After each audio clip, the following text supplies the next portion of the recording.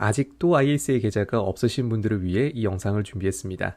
조금만 지나면 나 빼고 모두가 다 가지고 있을지도 모르겠어요. 벌써 가입자는 467만 명이고요. 가입 금액도 20조 원이 넘었다고 합니다. 이제는 정말로 전 국민의 대표 자산관리 통장이 된 것 같아요. 그래도 아직도 안 만든 분들을 위해서 오늘은 ISA에 대한 이야기를 한번 해보려고 합니다.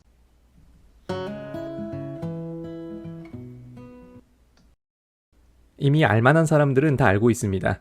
올해 초에 460만 명이라고 했으니까 이제는 500만 명은 넘었을 것 같아요.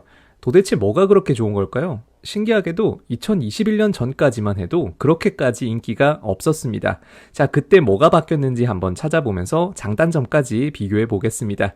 만약에 배당 투자를 해보시겠다면 일단 ISA 계좌부터 만들어 보시는 것을 추천드리고 싶어요. ISA, 영어로 Individual Savings Account, 개인 종합 자산관리 계좌의 약자라고 합니다. 자, 2016년 3월부터 도입이 되었던 금융상품인데 아마도 가입하신 분들은 대부분 21년 이후에 가입을 하셨을 거예요. 사실 그 전까지는 특별히 대단하지 않았는데 2년 전에 하나가 바뀌면서 인기를 좀 끌게 되었습니다. 거기다가 다양한 금융상품에 투자가 가능하고요. 비과세 혜택까지 받을 수가 있습니다. 자세하게 한번 살펴볼게요. 먼저 ISA 계좌에는 1년에 최대 2천만 원까지 납입이 가능합니다. 그런데 2천만 원이라는 숫자가 많다면 많고 적다면 적은 금액이에요. 이미 자산이 있으신 분들에게는 조금 적어 보이는데 사회 초년생이라면 당연히 부담이 될 겁니다. 이 2천만 원을 12개월로 나누면 한 달에 평균적으로 166만 원이 돼요. 만약에 내가 그만큼 넣기 힘들다라고 하면은 굳이 안 넣어도 됩니다. 어디까지나 한도가 그렇다는 거고요. 거기다가 이번에 만약에 못 넣었다면 내년에 한도가 또 이월됩니다. 올해 2천만 원 못 넣었으면 내년에 총 4천만 원까지 넣어도 된다는 거예요. 두 번째로 의무 보유 기간은 3년입니다. 이걸 2년 플러스까지 연장 가능하고요. 총 5년까지 가능합니다. 만약에 5년이 끝나고 자동 해지가 되는 거는 아니기 때문에 직접 해지해서 새로 만들지 아니면 계속 유지할지를 선택하실 수 있어요. 보통 3년 만에 해지를 하고 이거를 연금저축펀드로 이전하면서 300만 원까지 추가 세액 공제를 받을 수가 있고요. 혹은 계속 유지하면서 주식을 팔지 않을지 결정을 하시면 됩니다. 세 번째로 예금, 펀드, ETF 등 다양한 상품에 투자가 가능한 장점이 있습니다. 마지막으로 소득 기준에 따른 비과세 혜택이 있어요. 일반형은 200만 원까지고요. 서민형은 400만 원까지 가능합니다. 자, 그런데 이게 다가 아니에요. 한도를 넘어가도 사실 상관이 없습니다. 배당주를 투자하시는 분들은 반드시 만들어야 할 이유가 따로 있어요. 비과세 한도 초과 시에 9.9%라고 하는 분리과세가 적용되기 때문입니다. 우선 가입 유형별로 차이를 먼저 보겠습니다. 일반형, 서민형, 농어민형 이렇게 세 가지가 있어요. 서민형하고 농어민형은 크게 차이가 없으니까 묶어서 확인을 해보겠습니다. 우선 일반형, 만 19세 이상이면 누구나 가입이 가능합니다. 15살부터는 근로소득이 있어야 한다는데 이 영상 보시는 분들 중에 이 나이대는 아마 없을 것 같아요. 물론 자녀가 어릴 때부터 돈을 번다면 만들어주시면 좋겠습니다. 저는 작년에 사실 이 뉴스를 봤었고요. 저희 아들도 가입이 가능한 줄 알았는데 증권사에 확인을 하니까 안 된다고 하더라고요. 서민형은 당연히 소득 조건이 있습니다. 작년 기준으로 총 급여가 5천만 원 이하이거나 종합소득이 3,800만 원 이하일 때만 가능합니다. 농어민은 급여는 해당이 없고요. 여기서 3,800만 원만 동일합니다. 다음으로 비과세 한도는 일반형이 200만 원, 서민형은 400만 원입니다. 다음부터 공통점 한번 살펴볼게요.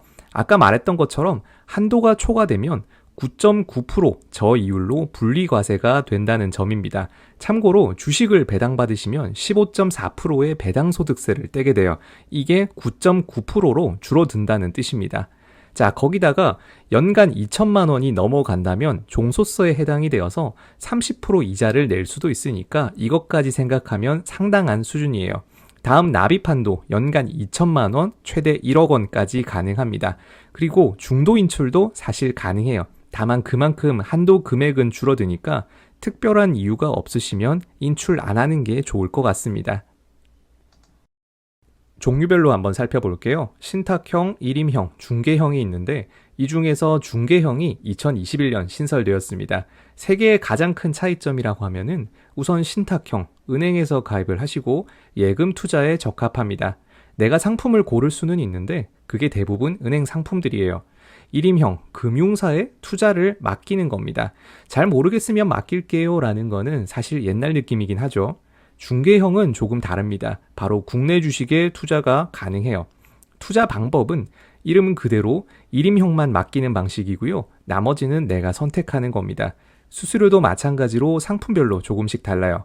여기서 딱 하나만 내가 만약에 기억을 한다라고 하면 만약에 주식을 사서 배당 투자를 위해서 가입하고 싶다라면 무조건 증권사에서 중개형으로만 만드셔야 합니다. 사실 비과세가 어떻고 분리과세 9.9%가 어떻고 이런 거 말로 하면은 잘 이해가 안 돼요. 이건 직접 숫자를 써봐야 눈에 보입니다. 우선 배당주 투자라면 한번 사서 잘 안 파실 테니까 배당 기준으로 먼저 한번 볼게요. 만약에 연간 배당을 200만 원 정도 받는다고 가정을 해보겠습니다. 일반 계좌라고 하면은 200만 원에서 15.4%인 30만 8천 원을 세금으로 내고 결국에 169만 2천 원의 수익이 남습니다. 그런데 ISA 계좌라고 하면은 200만 원이 전부 비과세가 되니까 여기서 100% 수익이 나는 거예요. 세금을 한 푼도 안 내게 됩니다. 여기서 배당금이 300만 원으로 늘어나면 어떻게 될까요? 일반 계좌는 똑같이 15.4%인 46만 2천 원을 뺀 253만 8천 원이 수익으로 발생하게 됩니다. 반면에 ISA는 일단 아까 전에 200만 원까지는 그대로 비과세 혜택을 보는 거고요. 나머지 100만 원에 대해서 이제 9.9%만 세금을 �뜹니다. 최종적으로 290만 원 정도 수익이 발생하니까 여기서 차이가 더 커지게 되는 거예요. 그런데 만약에 2천만 원이 넘어가는 종소세 대상자라면 어떻게 될까요? 물론 연봉에 따라서 다르겠지만은 최대 45%까지 세금을 낼 수 있으니까 규모가 크면 클수록 차이가 엄청나게 더 커진다고 보면 될 것 같습니다. 거기다 여기서 또 끝이 아니에요. ISA는 순이익에 대해서만 세금을 냅니다. 예를 들어서 일반 계좌에서 주식에서 300만 원 벌었고요. 펀드에서 300만 원 손해가 나고 다음으로 예금으로 300만 원 벌었다라고 가정을 해볼게요. 각각 수익에 대해서 우리는 15.4%씩 세금을 내야 돼요. 결국 600만 원 수익에 15.4%인 92만 4천 원을 세금으로 내야 하는데 ISA는 합산한 순이익 기준으로 봅니다. 자, 펀드에서 손해 난 거를 플러스 마이너스로 한번 계산을 하면 결국에 최종적으로 300만 원 수익이 난 거니까 앞에서 본 것처럼 9만 9천 원만 세금으로 내면 되는 거예요.